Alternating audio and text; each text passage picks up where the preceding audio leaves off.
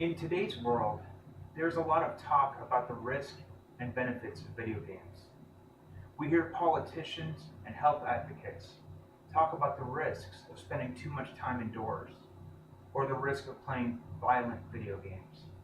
We don't often hear of the many benefits of video games. My name is Jared Isbell, and today I'm going to talk to you about these many benefits. The entertainment software rating board's Patricia Vance has said games can definitely be good for the family, and nearly 60% of almost 1,700 ratings we assigned in 2010 were rated E for everyone, which means that there's a huge selection of games available that are appropriate for all ages.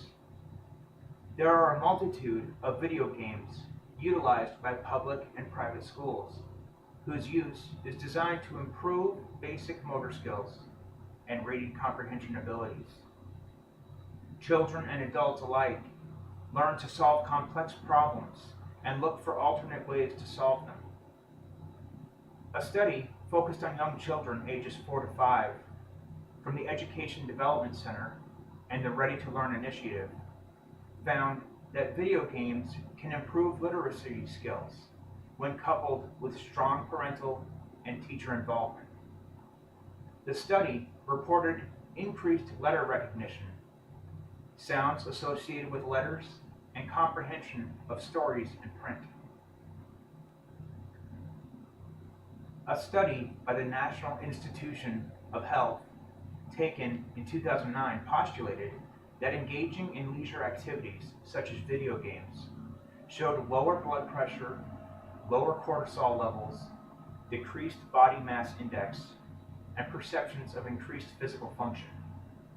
People also tend to overlook that video games enhance hand-eye coordination. In fact, a 2007 study found that surgeons who game at least 3 hours a week made fewer errors and completed operations faster than their non-gaming colleagues. The Office of Naval Research found that video games can help adults process information faster. Results from their study showed that players perform 10 to 20% higher in terms of perceptual and cognitive ability than non-gamers.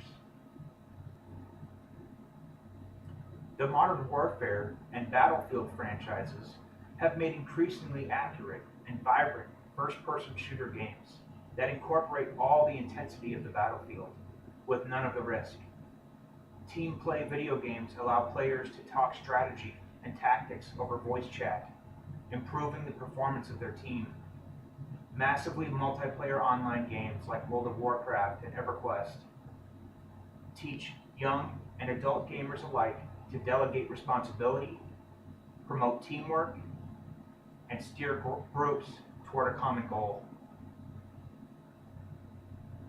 But video games aren't just for fun either.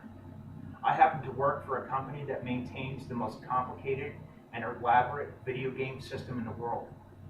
Simulators, like the one I work on, have become increasingly accurate and versatile. The simulators I work on have the ability to portray real-world scenarios for the United States Navy submarine fleet. We're able to simulate anything from surface navigation operations to submerged anti-submarine operations, and even Tomahawk missile strikes anywhere in the world, at any time, all from the safety of a classroom. I would be remiss if I didn't mention the hazards of excessive gaming. These risks apply to us as adults, but especially to our children. Children need the guiding hand of their parents to teach them limits and keep them safe. We should be mindful as parents of what kinds of games our children are playing, what the games are rated. Most importantly, we should personally make sure that the games our children play are acceptable to ourselves by trying them out firsthand. We shouldn't rely on word of mouth or a rating board to decide what is acceptable for our children. However, despite the risk, we all benefit mentally from an occasional break. Games make us smarter and help us think outside the box. In fact, some of us rely on video games for our very livelihood. So remember that gaming can be a great benefit to society or a great boon. It's up to us to make it beneficial.